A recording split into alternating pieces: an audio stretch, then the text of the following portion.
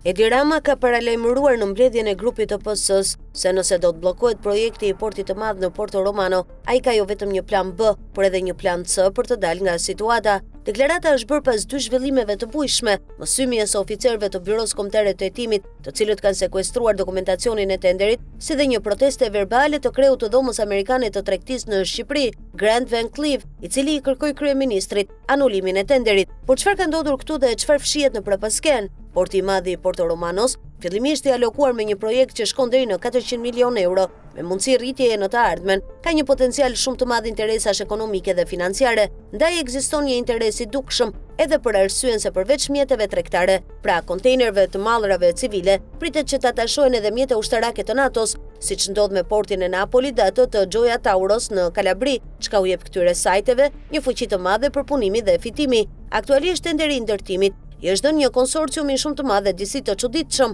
pasi janë bashkuar 3 korporata të mëdha europiane, Grekia Arkirodon Construction, përkatësisht filiali i saj ndërkombëtar me seli në Holand, korporata e njohur belge Deme Dredging, si dhe korporata e njohur e Venecias Società Italiana Dragaggi, SPA. Një martesë e komplikuar interesash që në radhë të parë fshe një përpjekje për qoka nga Edi Rama, qoftë për grekët e Mitsotakisit, për qeverinë e Giorgia Melonit, si dhe për një kompani belge, që konsiderohet pranë influencës së kreut aktual të NATO-s. Kjo ka sjellë siç duket nervozizëm tek së paku 2 aktorë të mëdhenj, amerikanët, të cilët kërkojnë më në fund një pjesë të madhe ekonomike në Tiranë përmes lobimit të Dhomës Amerikane të Tregtisë. Ata kanë përkrahur një kompani me flamur holandez, por që në prapasken lidhet me figura të rëndësishme të kapitalizmit amerikan, por përveç amerikanëve, duket se të pakënaqur kanë mbetur edhe gjermanët, të cilët nuk kanë marrë pothuajse asnjë kontratë rëndësishme në projektet e mëdha infrastrukturore në Shqipëri, edhe pse kanë lobuar për aeroporte, porte apo rrugë strategjike, Berlini nuk e ka pritur mirë këtë thatësirë kontratash.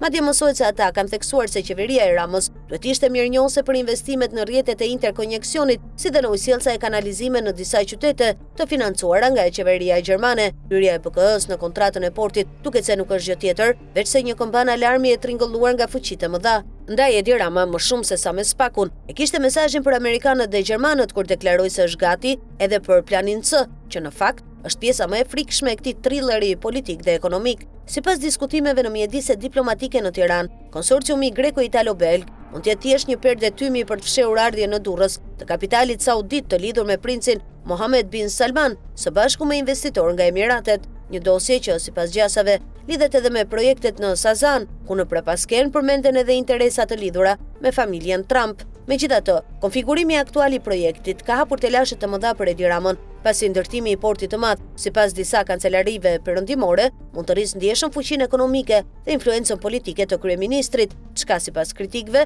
mund ta shtyjë vendin drejt një forme të gjatë pushtetit të centralizuar dhe të kontestuar për korrupsion, ku hapësirat për zhvillimin e një shoqërie demokratike mund të dobësohen gjithnjë më shumë.